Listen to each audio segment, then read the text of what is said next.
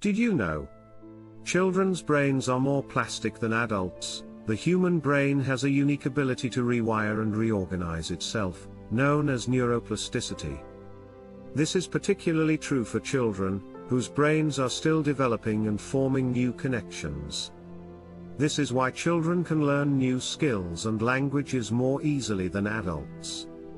Children's brains are much more efficient than adults. Children's brains process information much faster than adult brains.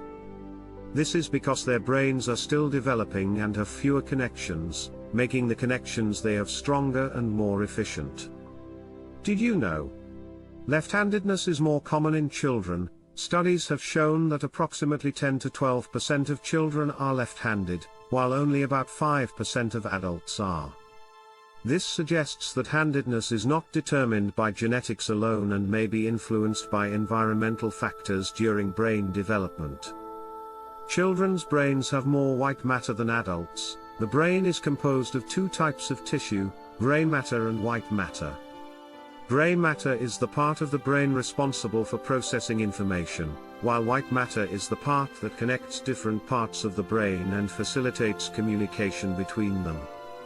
Children have a higher proportion of white matter than adults, which may explain why their brains are so efficient.